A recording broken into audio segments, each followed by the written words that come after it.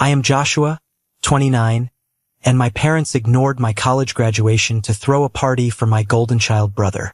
Before I tell you about how they begged for my forgiveness when I exposed their massive financial lie in front of our entire family, let me know where you are watching from in the comments.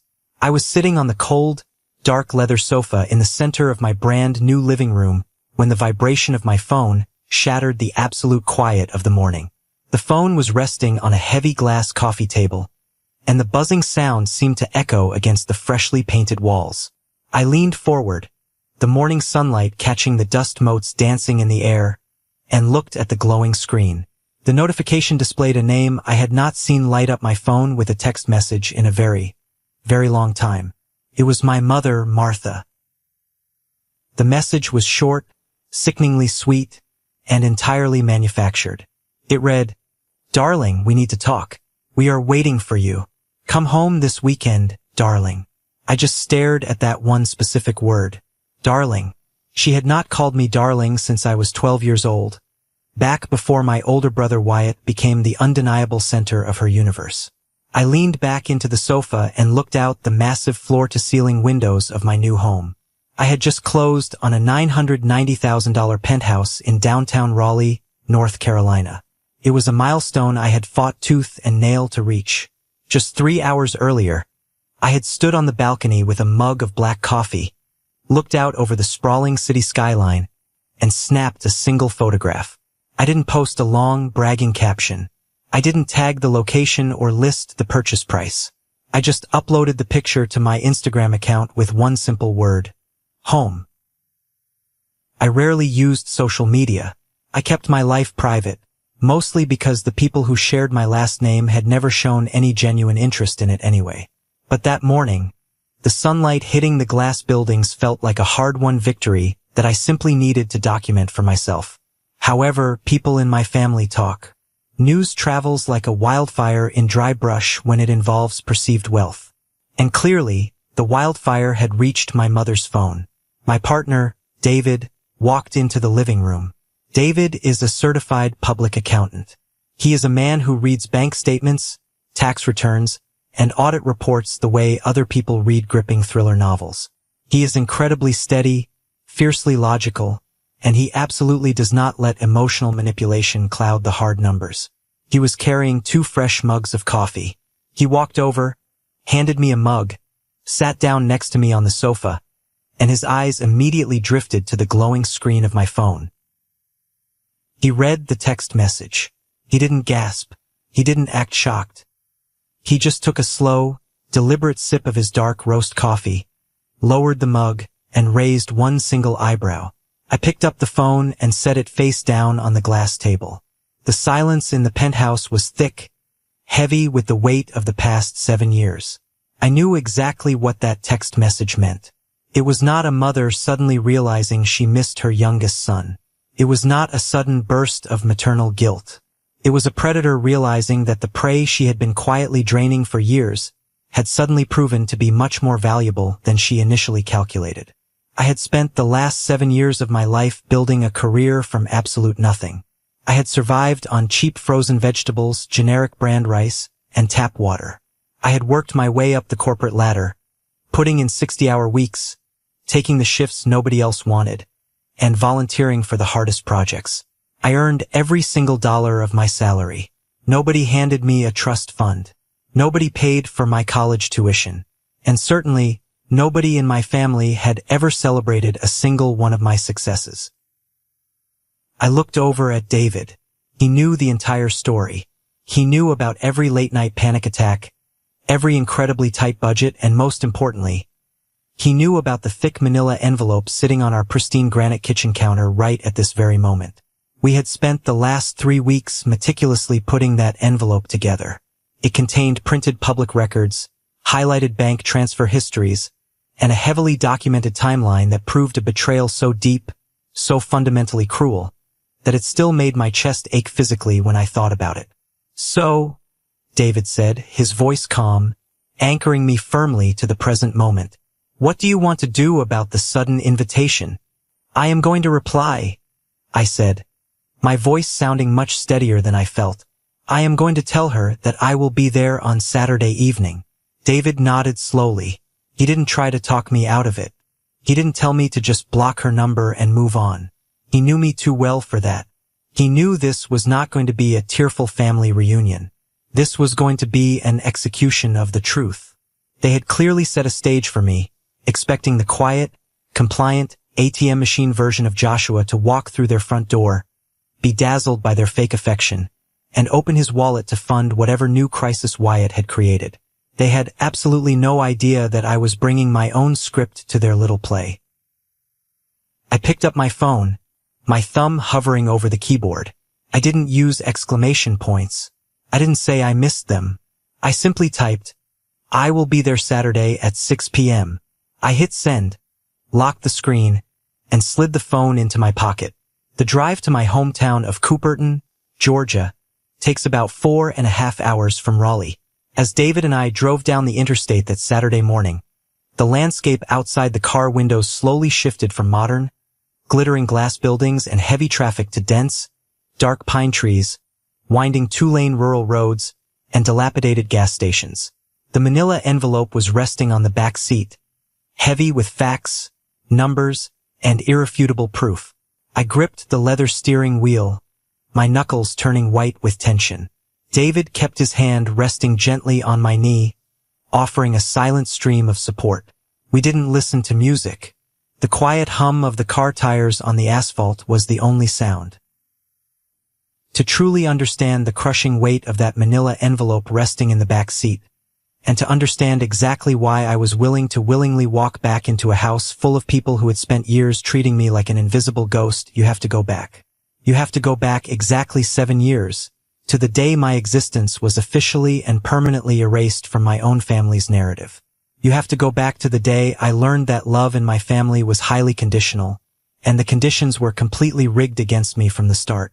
7 years ago, I was 22 years old, chronically sleep-deprived, and running on nothing but cheap diner coffee and pure, stubborn willpower.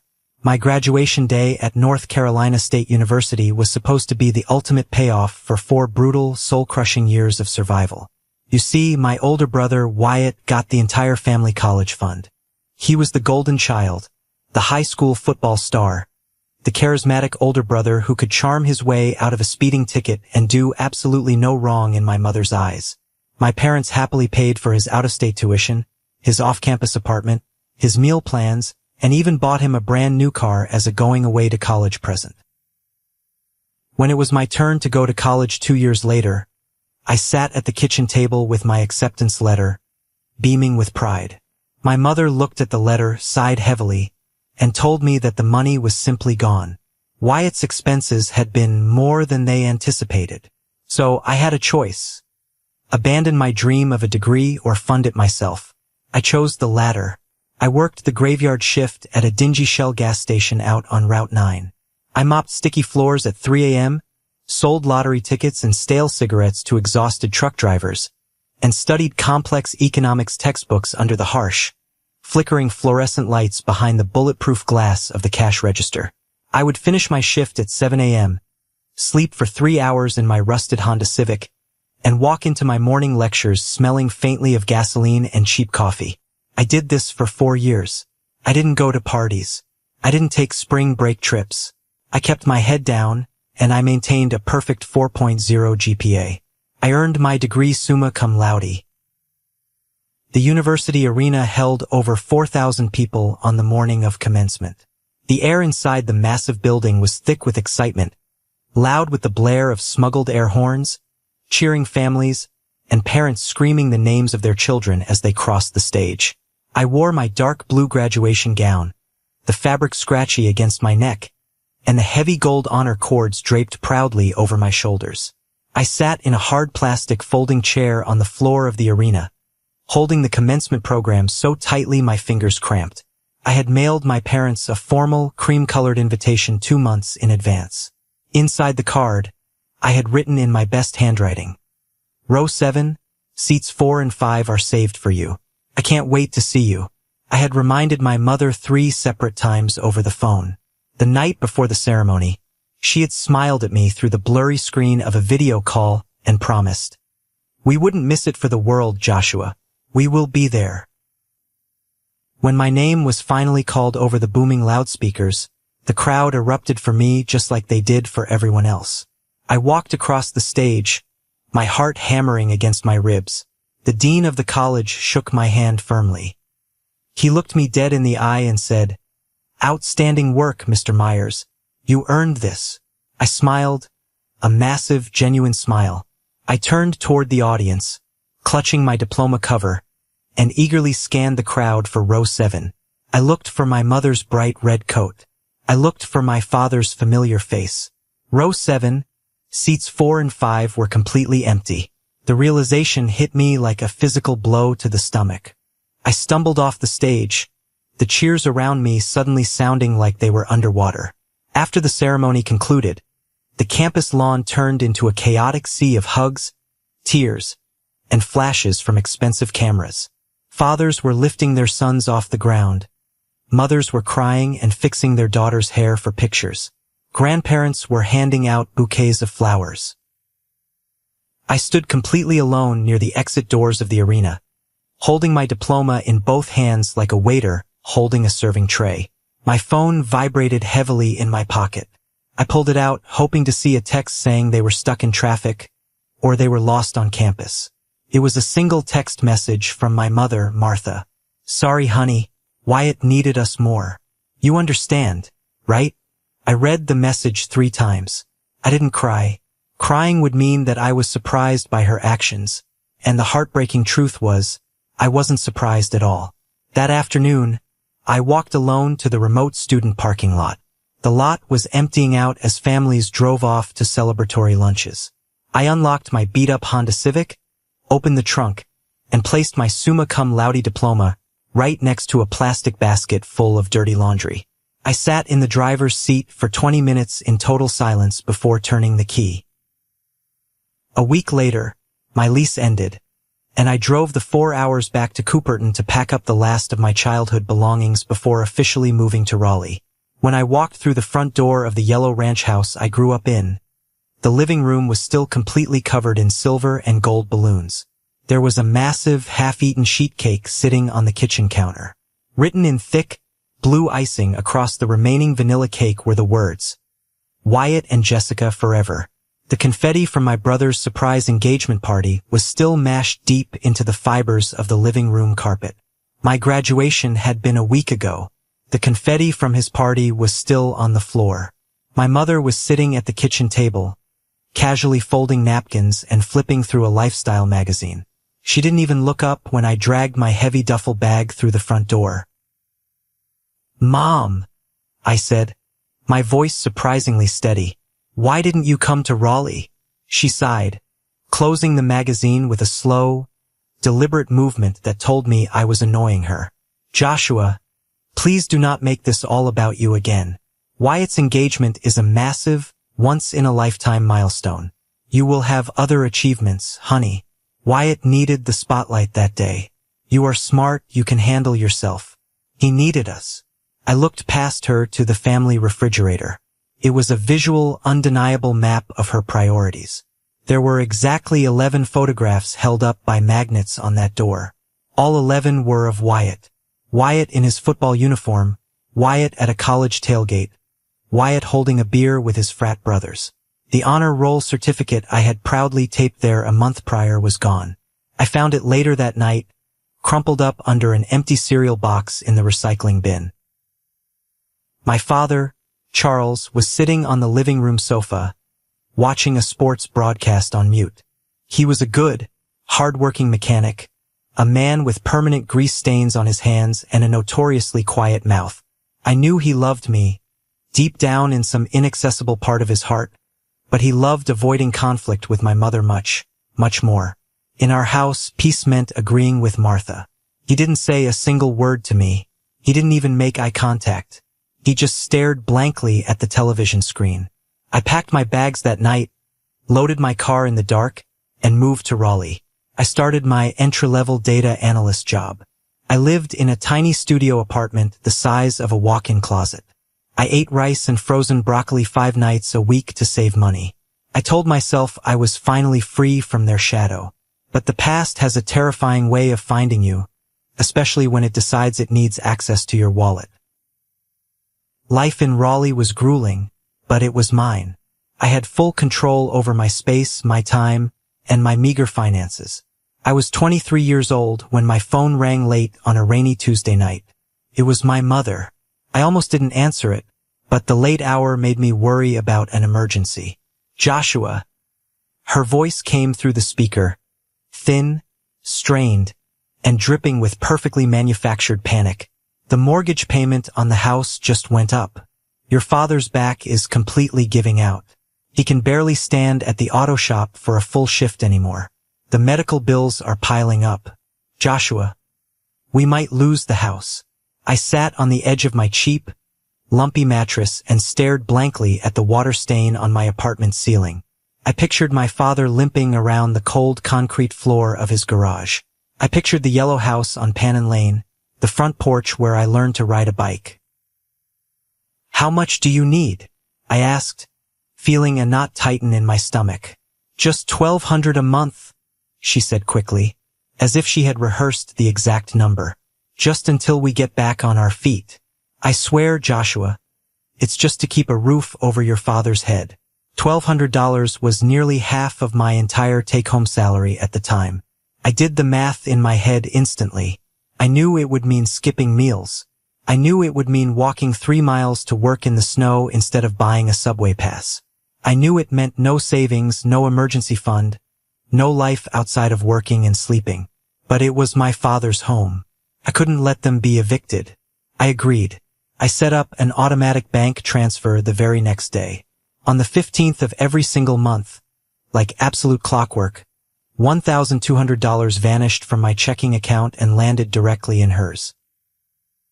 Years passed. I worked relentlessly. I finally got a major promotion at work, bumping up my salary significantly. My life became slightly more comfortable, but I never stopped the automatic transfers. 6 years. 72 months of sending $1,200. I never once asked to see the bank statements. I never asked to see the mortgage bills. I trusted that my mother was paying the bank. That blind trust was my most fatal mistake. 3 years ago, the phone rang again. Same Tuesday night timing. Same desperate, edge of tears tone. Joshua, the car completely died, she sobbed. Your father cannot walk to the bus stop in the winter with his bad back. He needs a reliable vehicle to get to the shop. I found a great deal on a used Chevy Equinox for $22,000, but my credit score is too low to qualify for the loan. The bank won't approve me. I need you to co-sign the loan. Please, Joshua. I held the phone away from my ear and stared at it. Mom, a $22,000 loan is a massive commitment. If I co-sign, my name is legally on the line. If you miss a payment, it ruins my credit. Her voice hardened instantly, the tears vanishing like magic. I will handle every single payment, Joshua. Don't you trust your own mother? After everything we did to raise you, we put clothes on your back for 18 years. I thought of my dad, shivering at a bus stop. I signed the digital loan paperwork the next morning. For the first 2 years, she actually paid on time. I almost forgot the loan existed. Then, 6 months ago, I received a certified letter from the bank in my mailbox. The car payment was 14 days late. I immediately texted her in a panic. She brushed it off effortlessly. Just a minor hiccup with the bank transfer, honey. Don't be so dramatic. I'm handling it. 2 months later, another formal notice arrived. 19 days late. These late payments acted like a wrecking ball to my credit score. It dropped 11 points in just 3 months. I had just gone under contract to purchase my penthouse, the biggest financial achievement of my life, and the sudden drop in my credit triggered a severe risk review from my mortgage lender. I was suddenly facing the terrifying reality of losing the home I had worked 7 years to buy. The life I had painstakingly built with my own 2 hands was actively being threatened because my mother could not be bothered to pay a car bill on time. I called her to confront her about the late payments, begging her to understand the jeopardy she was putting me in. Instead of apologizing, she immediately pivoted to a massive guilt trip. She completely ignored the car loan and demanded even more money, claiming Wyatt was going through a rough patch and needed help with his bills. When I bluntly refused to send Wyatt a dime, she turned ice cold and hung up on me. A few days later, my phone rang. The caller ID showed it was my Uncle Robert, my father's older brother. He is a strict, no-nonsense man who works in construction. We rarely spoke, so his call immediately put me on edge. "Joshua," he said gruffly, skipping any polite greetings, "we need to talk." "What is it, Uncle Robert? Is Dad okay?" "Your mother has been running her mouth," he said, his voice tight with anger. "We were at Aunt Sarah's funeral last week. Your mother stood in the reception hall and told the entire extended family that you moved to the big city, became an arrogant snob, and completely cut us all off. She told everyone that you refused to send a single dime to help when your father was in the hospital last October with severe kidney stones. She said she called you begging for help with his medical bills, and you hung up on her." I froze in my kitchen, my blood running cold. "Uncle Robert, Dad was in the hospital? I never got a call. I didn't even know he was sick. She never told me." Uncle Robert exhaled sharply into the phone. "That's exactly what I figured, son. I knew her story smelled like garbage. There is something deeply wrong going on in that house, Joshua. She is spinning a web. Watch your back." I gripped the edge of my kitchen counter until my fingers hurt. My mother was not just quietly draining my bank account. She was actively destroying my reputation. She was painting me as a cruel, selfish villain to the entire family, so she could flawlessly play the role of the suffering, victimized mother. The storm wasn't just approaching anymore. I was standing right in the dead center of it, and the wind was howling. That night, David came home from his accounting firm and found me sitting motionless at the kitchen island, staring blankly at the glowing screen of my laptop. I was completely numb. I told him everything Uncle Robert had said. I told him about the devastating lies at the funeral. I told him about the $1,200 monthly transfers that I had been sending for 6 straight years. I told him about the precarious car loan and the late notices threatening our penthouse. David is not a man who offers empty sympathy or useless platitudes. He is a man of decisive action. He didn't offer me a tissue. He opened his own laptop, cracked his knuckles, and went straight to work. You know, property tax records, deed transfers, and lien histories are entirely public information in the state of Georgia, right? David said, his eyes scanning multiple open tabs on his browser with the speed of a predator. "I never even thought to look," I admitted, feeling a deep, suffocating wave of shame wash over me. I was a professional data analyst. I looked at numbers, trends, and discrepancies for a living. Yet, I had blindly, foolishly trusted my mother's tears for 6 years without ever verifying a single fact. David aggressively typed in my parents' Cooperton address. He pulled up the county clerk's public database. He navigated to the mortgage and lien history. The screen loaded. David suddenly stopped typing. The silence in the room was deafening.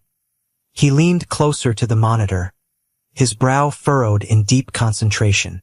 Then he slowly turned the laptop to face me. "Joshua, look at this. Read it out loud." I leaned in and read the text on the screen. The status of the primary mortgage on the yellow ranch house on Pannon Lane said, in bold, undeniable capital letters, "Satisfied." Below that, the payoff date read, March 2019. I scanned the rest of the page. No secondary liens. No home equity lines of credit. No outstanding tax debt. The house was completely 100% paid off. March 2019. I started sending her $1,200 a month in October 2019. The house had been completely paid off for 7 full months before she ever made that initial tearful phone call claiming my father was going to be thrown out on the street because of his bad back. I did the math in my head instantly, my brain working on autopilot while my heart shattered. 72 months, multiplied by $1,200. $86,400.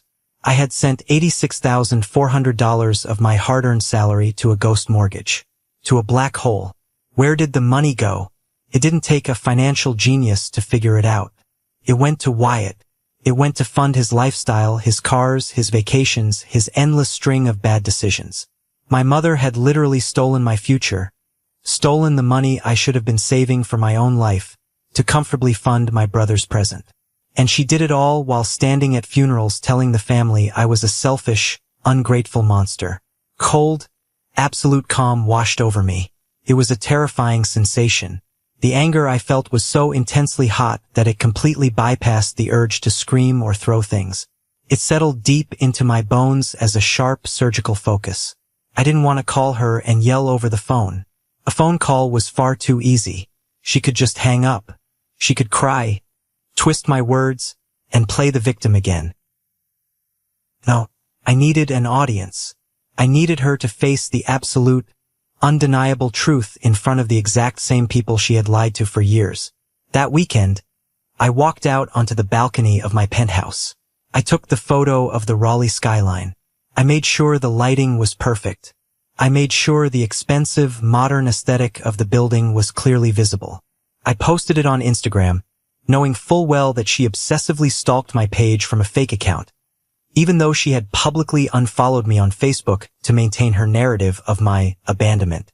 It was a trap, and it worked faster than I could have ever anticipated.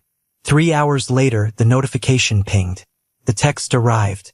"Darling, we need to talk." David helped me prepare the execution. I logged into my bank portal and printed out my statements going back 6 entire years. I used a bright yellow marker to highlight every single $1,200 transfer. Next to that thick stack of papers, I placed the official county property deed record showing the house was paid off in March 2019. I printed the official late payment notices from the Chevy Equinox car loan. I put every single document inside a thick, heavy manila envelope. I didn't stop there. I called my bank and initiated a unilateral refinance of the car loan. Because my income was now very high and my credit was recovering, I was able to take over the loan entirely and remove her name completely from the title. She would still possess the physical car, but she no longer had any legal leverage over my credit score.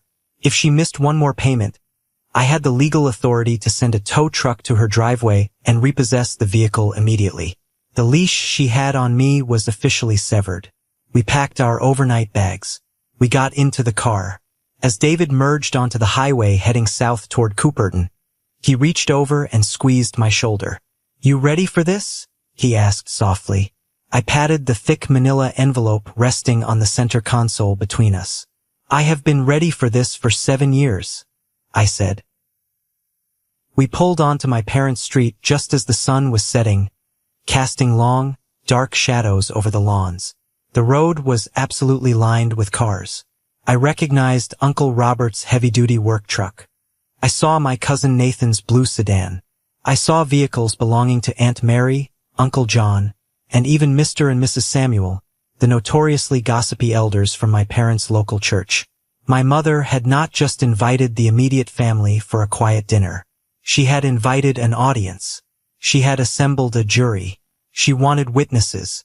She wanted everyone to watch the wealthy, prodigal son finally open his massive checkbook for the struggling golden child.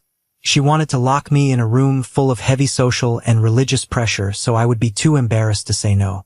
I turned off the engine, stepped out of the car, grabbed the manila envelope, and walked up the concrete driveway. The storm was here. The front door swung open before my foot even hit the top step of the porch. My mother rushed out, wearing a floral Sunday dress, her hair perfectly styled, and a wide, aggressively theatrical smile plastered across her face. "My boy is home," she announced loudly, throwing her arms around my neck in a suffocating embrace. She smelled like heavy, expensive perfume and underlying desperation. Behind her, standing in the hallway, several people actually clapped. It was a nauseating performance. I walked past her into the living room. They had pushed the dining table and a folding table together to make a massive, banquet-style seating area right in the middle of the room. There were 20 people staring at me. Above the fireplace, someone had actually hung a cheap paper banner that read, in glittering gold letters, "Family First." My father, Charles, was standing in the far corner near the kitchen doorway, intensely focused on drying a perfectly clean water glass with a towel. He wouldn't look at me. Wyatt and his wife, Jessica, were sitting at the absolute head of the table like royalty holding court. Wyatt gave me a tight, arrogant nod, his arms crossed over his chest. Jessica offered a weak, nervous smile. David and I took the only 2 empty seats left at the far end of the table. Dinner was a loud, chaotic, overwhelming affair. Aunts passed heavy dishes of casserole and cornbread. People shouted superficial questions down the table at me about living in a high-rise building and city traffic. I answered politely, keeping my tone neutral, but I barely touched the food on my plate. I kept my right hand resting firmly on my leather bag, feeling the stiff outline of the manila envelope hidden inside. When the dessert plates were finally cleared and coffee was being poured, the room naturally quieted down. The tension shifted. My mother stood up from her chair. She literally tapped her silver spoon against her crystal water glass. Clink, clink, clink. The classic cliché attention grab. Every face turned toward her. "Family," she began, her voice projecting across the room with practiced ease. "I want to say how incredibly blessed we are tonight. As most of you know, our Joshua has done very well for himself in Raleigh. He has built a wonderful career, and he just recently bought a beautiful, expensive new penthouse. We always knew he was smart. He gets his drive from me." A few aunts murmured their warm approval. Uncle John raised his coffee mug to me from across the table. David's hand found my knee under the table and squeezed once. My mother pivoted smoothly. Her smile grew tighter, her eyes locking onto mine with the intensity of a hawk. And because the Myers family always looks out for each other, and because family is first, Joshua has generously offered to step up and help his brother. Wyatt has had a very tough year. He lost his job, the economy is terrible, and things are tight for him and Jessica. But Joshua is going to make sure Wyatt doesn't lose his home. He's going to help them get back on their feet. Isn't that right, Joshua? The entire room turned to look at me simultaneously. 20 pairs of eyes, heavy with expectation, social pressure, and judgment. Wyatt leaned back in his chair, looking incredibly smug, waiting for his payout. Jessica dabbed at her dry eyes with a paper napkin, playing the role of the humble, grateful sister-in-law to perfection. My mother looked down at me with a triumphant, airtight glare. She had cornered me. In her manipulative mind, there was absolutely no way I would embarrass myself or humiliate the family by saying no in front of the church elders and the extended relatives. I stood up slowly. The wooden legs of my chair scraped loudly against the hardwood floor, a harsh, grating sound that cut through the silence. The room was dead silent. I unzipped my leather bag, reached inside, pulled out the thick manila envelope, and placed it flat on the table in front of me. "I did not offer to pay for Wyatt's lifestyle," I said. My voice was calm, devoid of any shouting, but it carried perfectly to the back of the room. "I never said that. Not in a text message, not on a phone call, not in any universe. That is a complete lie." My mother's triumphant smile faltered instantly. A flash of genuine panic crossed her eyes. "Joshua, please. Now is not the time to be selfish. We are family. Family helps family." "Selfish." I repeated the word slowly, letting it hang in the air. I opened the metal clasp of the envelope and pulled out the thick stack of papers. "For the last 6 years, I have transferred $1,200 every single month directly into your checking account, Mom. Every single month without fail. You told me it was to pay the mortgage so Dad wouldn't lose this house." I looked over at my father. He shrank back against the kitchen doorframe, closing his eyes tightly. I turned back to the room and handed the first, brightly highlighted document to Uncle Robert, who was sitting to my immediate left. According to the public county records for Cooperton, Georgia, which anyone in this room can look up online, the mortgage on this house has been paid in full since March 2019. Uncle Robert aggressively snatched the paper. He shoved his reading glasses onto his face. He stared at the official county seal, his eyes scanning the text. His face turned a deep, violent shade of red. I have sent $86,400 to a ghost mortgage, I said, my voice rising slightly, commanding the absolute attention of every person in the room. I don't know exactly what Wyatt spent my money on, but I know, and now all of you know, that it did not go to saving this house. Furthermore, the car loan I co-signed for you because you claimed Dad needed a vehicle? I just refinanced it solely into my name. Your name is off the title. If you miss one more payment, I am sending a tow truck to repossess it. You don't hold my credit hostage anymore.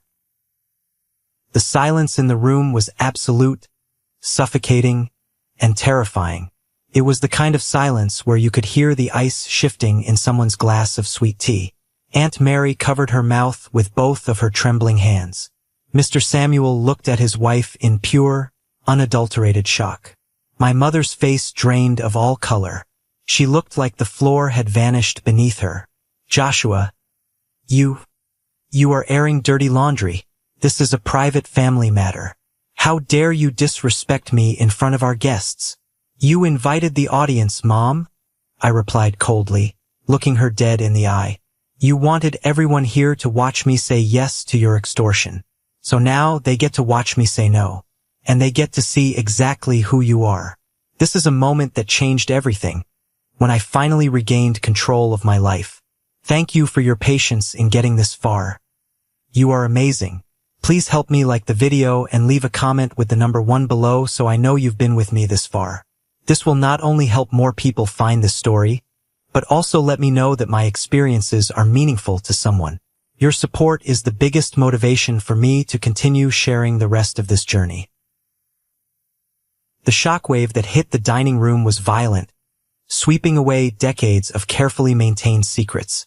The meticulously constructed illusion of the perfect, loving Christian Southern family shattered into a million jagged pieces right there on the dining room floor. Uncle Robert stood up, slamming both of his heavy, calloused hands flat on the table. The silverware rattled violently against the porcelain plates. He looked directly at my mother, his eyes burning with a fury I had never seen before. Martha, is this true? Look me in the eye. Did you steal from this boy? My mother opened her mouth, her jaw working up and down, but no words came out. She looked frantically at Wyatt, silently pleading for her golden child to jump in and provide backup. But Wyatt was completely frozen, staring blankly at the timeline sheet I had dropped on the table, his face pale and sweating.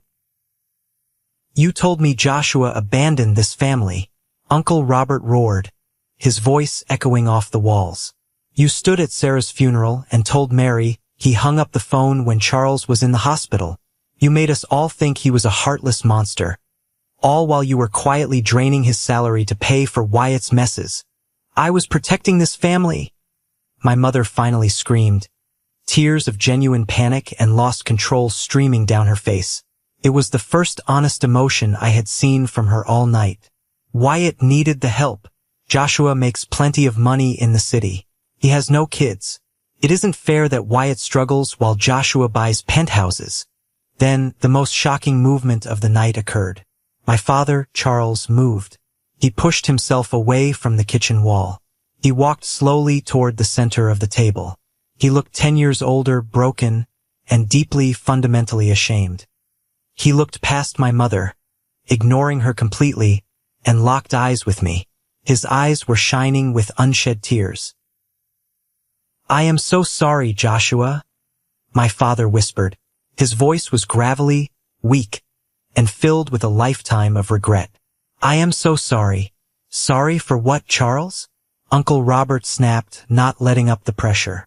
For letting your wife rob him blind? For graduation? My father said softly, a single tear escaping and rolling down his cheek. The room went deathly quiet again.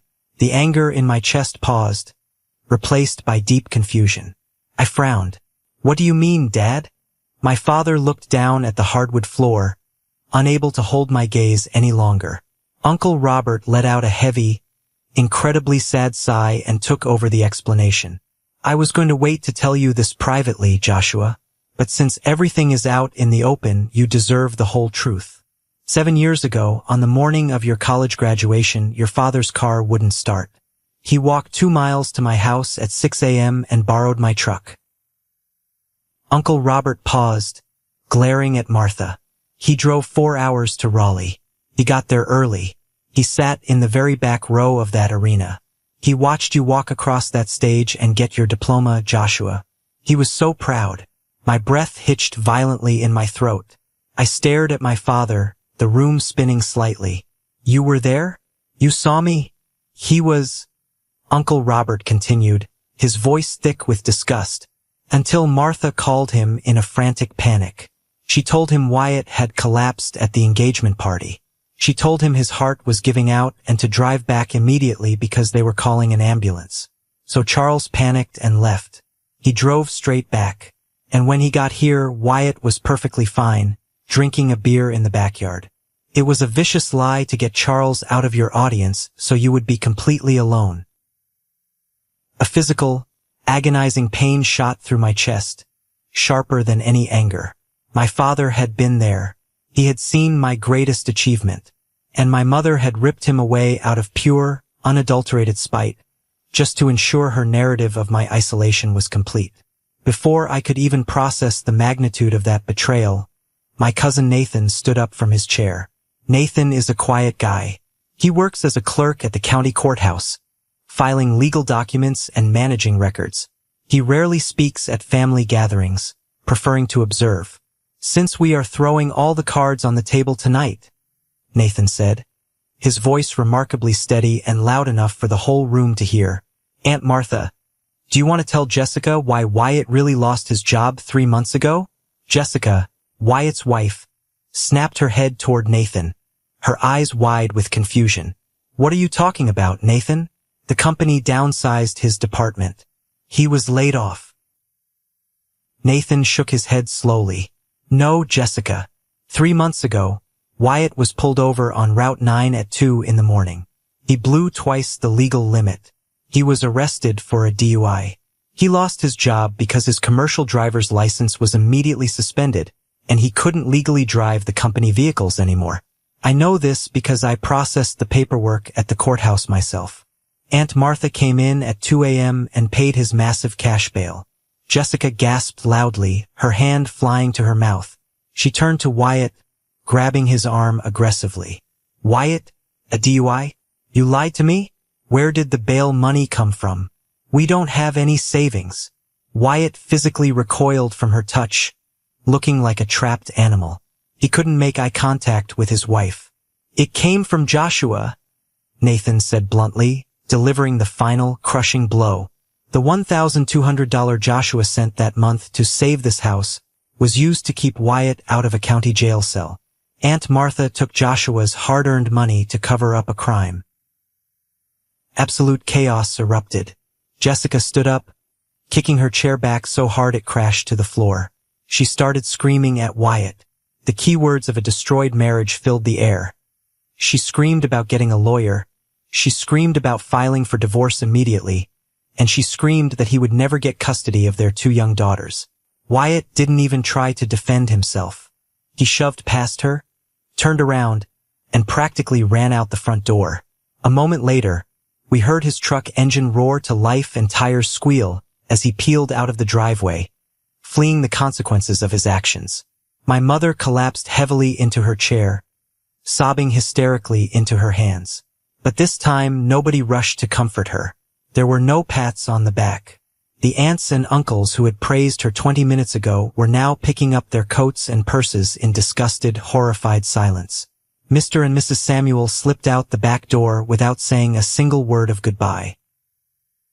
My father grabbed his worn denim jacket from the hook near the door. He didn't look back at his sobbing wife. He looked at me, his face pale but resolute. I am leaving with Robert tonight, he said. I am so sorry I was a coward, my boy. I will call you on Tuesday. Just you and me. He walked out. The heavy wooden door clicked shut firmly behind him. In a matter of 20 minutes, the empire of lies and manipulation my mother had built over decades was completely demolished. She was left sitting entirely alone at the head of a ruined table, sobbing under a cheap paper banner that read "Family First." David put his hand gently on my back. "Let's go home, Joshua," he said softly. I looked at my mother one last time. I felt no anger anymore, just a profound, hollow pity. I turned around, walked out the front door into the cool night air, and walked toward my car, leaving the past exactly where it belonged. Behind me, the drive away from my parents' house was the quietest car ride of my entire life. David did not turn on the radio. I did not speak. The adrenaline that had been keeping my spine perfectly straight and my voice razor-sharp was slowly draining out of my system, leaving behind a profound, hollow exhaustion. We drove the short distance to Uncle Robert's house, where he had offered us his guest room for the night.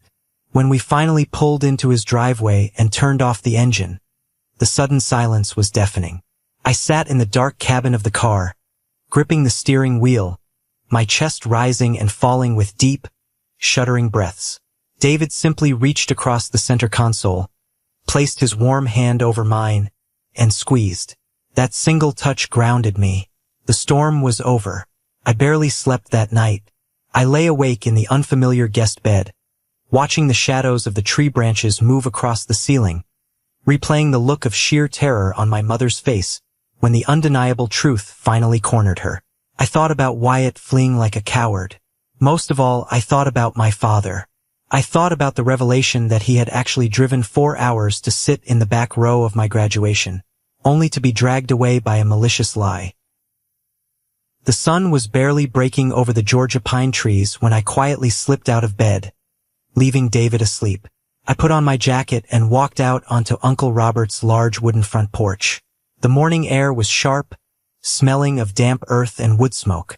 I leaned against the wooden railing, watching the thick morning mist roll across the sprawling front lawn.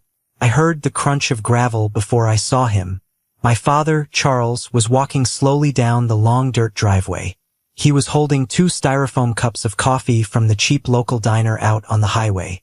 He was wearing the exact same flannel shirt he had worn the night before. He looked exhausted. His shoulders slumped under an invisible, crushing weight.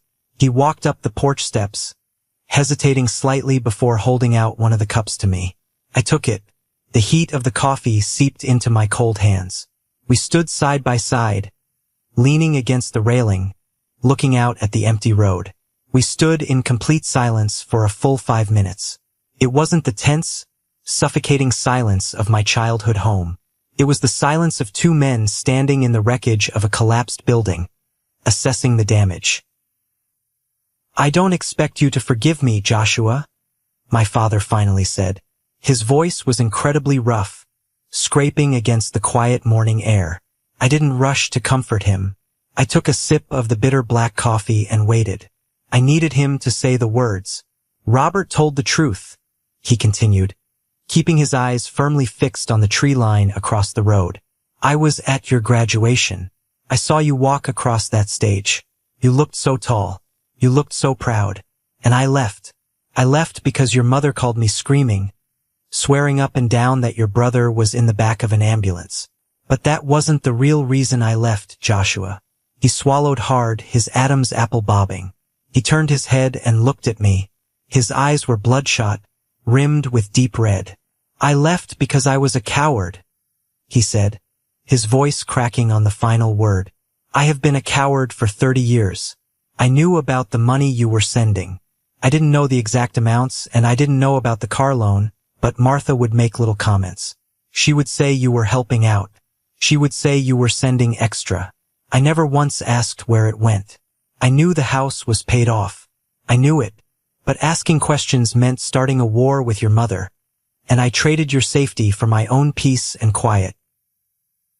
He offered no excuses. He didn't try to justify his actions by claiming he was manipulated. He simply sat with the full, devastating weight of his own failures. "You should have stayed, Dad," I said quietly.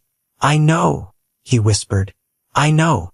I looked at the older man standing beside me.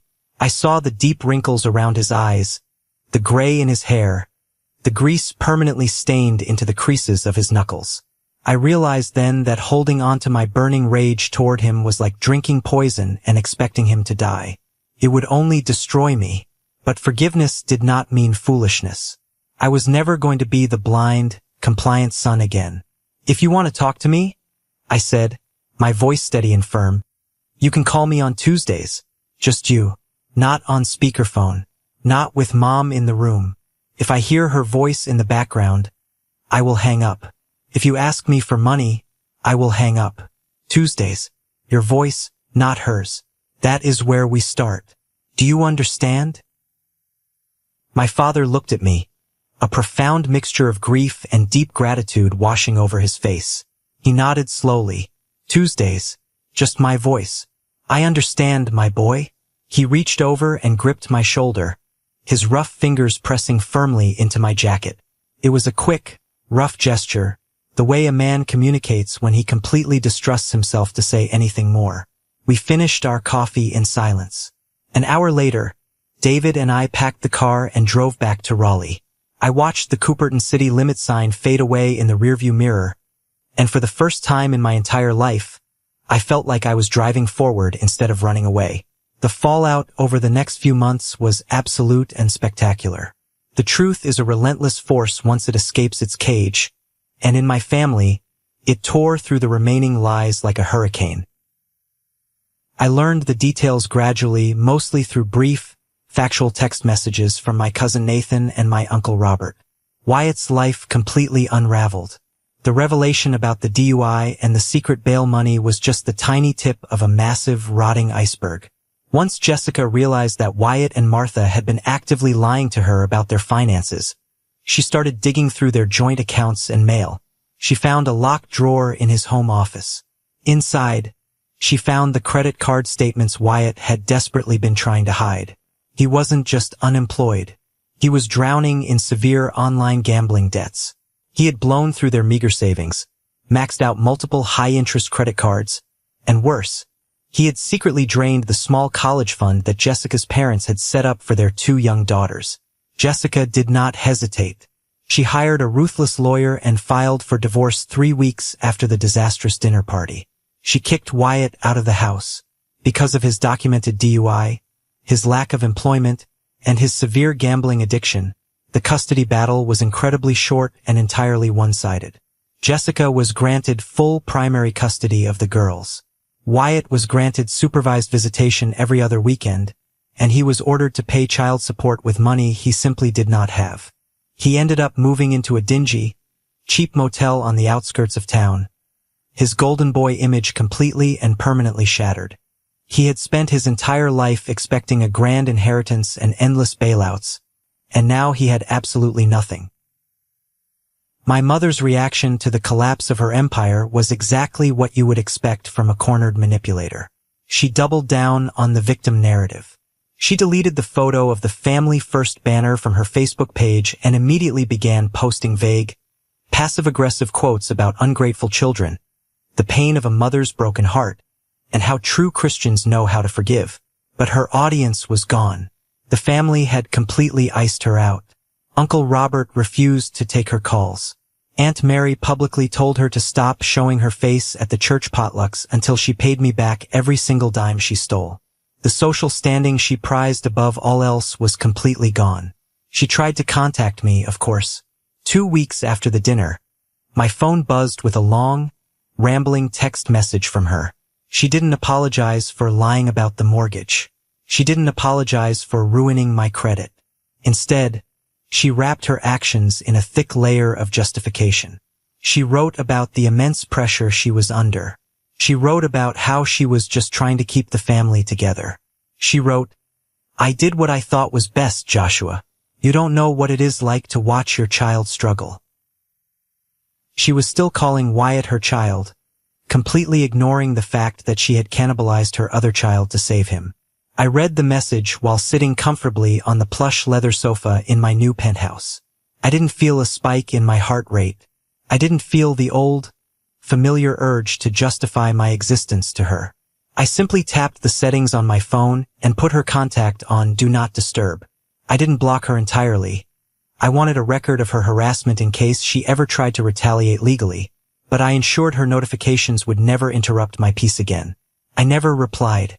Boundaries do not require the other person's approval or understanding.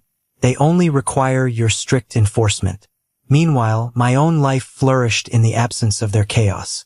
The $1,200 a month that had been silently draining from my account for 6 years was suddenly staying right where it belonged.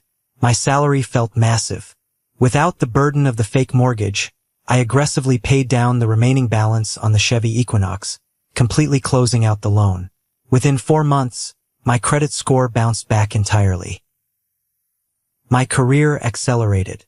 I poured the energy I used to spend worrying about my parents' fake financial crises into my work. 6 months after the dinner, I earned a massive promotion to senior data architect, coming with a significant salary bump and stock options. David and I celebrated by booking a 2-week vacation to Italy, paying for the flights and the luxury hotels in cash. The penthouse, which had once felt like a fragile dream constantly under threat by my mother's financial sabotage, finally felt solid, felt real. Every time I walked through the heavy oak front door, dropped my keys on the counter, and looked out at the glowing Raleigh skyline, I felt a deep, profound sense of safety. I had built this sanctuary brick by brick, paycheck by paycheck, entirely on my own. Nobody else's name was on the deed. Nobody else had the power to take it away. It has been exactly 1 year since the dinner party that burned my family's toxic dynamic to the ground. Last Sunday afternoon, I was doing some deep cleaning in the penthouse. I was unpacking the very last cardboard box that had been sitting shoved in the back of my walk-in closet since moving day. It was a box filled with old college textbooks, tangled phone chargers, and random keepsakes I hadn't looked at in years. I reached the bottom of the box, my fingers brushing against a piece of thick, stiff paper. I pulled it out and held it up to the light pouring in from the bedroom window. It was the original cream-colored graduation invitation from North Carolina State University. The gold lettering across the front was still bright and immaculate. I slowly opened the card. Inside, written in my neat, 22-year-old handwriting, were the words, "Row 7, seats 4 and 5 are saved for you. I can't wait to see you." I stood in the quiet of my bedroom, holding the physical evidence of the most painful day of my youth. I expected the familiar ache in my chest. I expected the old resentment to rise up and choke me. But it didn't. I looked at the invitation, and I realized with absolute clarity that I wasn't sad anymore. I wasn't angry. The sting of the rejection was completely gone. I was just entirely done carrying the weight of it. I walked out into the living room. David was sitting on the sofa, reading a financial journal, the afternoon sun warming his face. I walked over to the large oak bookshelf built into the wall. On the middle shelf, there was a framed photograph of David and me laughing on a boat in Venice. Next to it was a postcard from Uncle Robert congratulating me on my recent promotion. I placed the graduation invitation right there on the shelf, leaning it proudly against the wooden frame of the Venice photograph. I didn't put it there to remind myself of the agonizing pain. I put it there to remind myself of the incredible distance I had traveled. The journey to this penthouse, to this life of peace and security, had started in a desolate parking lot where I stood entirely alone with a diploma and absolutely nowhere to go. That empty chair in row 7 used to be the saddest thing I owned. Now, it was just the opening chapter of a massive success story. My father and I still talk every single Tuesday at 7 p.m. The call started out incredibly awkward, mostly lasting 5 minutes where we discussed the weather or the subtle mechanics of a carburetor. But slowly, steadily, they are getting longer. Last week, we talked for 45 minutes. He told me he finally joined a local men's bowling league, going out on his own for the first time in decades. For a man who spent his entire adult life orbiting my mother's demands and schedule, joining a bowling league is nothing short of a massive personal revolution. He is not a perfect man. He spent 7 years watching me get robbed and said absolutely nothing. But he is actively trying to change, and trying counts as long as the effort is consistent. My mother still occasionally sends long, dramatic text messages, usually around major holidays. They are always completely wrapped in deflection, blaming the economy, blaming Wyatt's bad luck, blaming my lack of understanding. None of her messages ever start with the simple words, "I was wrong. I am no longer waiting for a perfect apology." I know she may never be capable of giving one, but the minimum entry fee to be part of my life is accountability. Until she can provide that, the heavy oak door to my life stays firmly locked. People ask me about the penthouse sometimes. They see the photos of the skyline, the expensive furniture, the balcony, and they mistakenly think that the money is the entire point of this story. They think this is a story about a guy who got rich and rubbed it in his family's face. It is not. I didn't buy this penthouse to prove anything to Wyatt. I didn't buy it to make my mother jealous. I bought it because after 7 years of working overnight shifts, living in tiny studio apartments, eating frozen vegetables, and sending agonizing automatic transfers to a house that didn't even need my money, I desperately wanted one thing that was entirely, undeniably mine. The word I posted under that Instagram photo, home, was never meant to be a financial flex. It was the very first time in my 29 years of existence that I had used that word and actually meant it. Home was not the yellow ranch house on Pannon Lane. Home was not where my blood relatives lived. Home was a place I had built myself, brick by brick, while the people who were supposed to protect me looked the other way. I used to firmly believe that personal strength meant enduring. I thought being a good man meant taking the hit, absorbing the unfairness, turning the other cheek, making room for other people's terrible choices, and calling it grace. I don't believe that anymore. Strength is not just about how much abuse you can carry on your back before your knees finally buckle. True strength is having the profound courage to stop stepping into the fighting ring altogether. It is the ability to look at the people who gave you life and say, "I love you, but I will not set myself on fire just to keep you warm. I am finally standing in the light. My name is Joshua, and for the first time in my life, nobody else gets to write my story. Thank you for staying with me until the very end of this journey.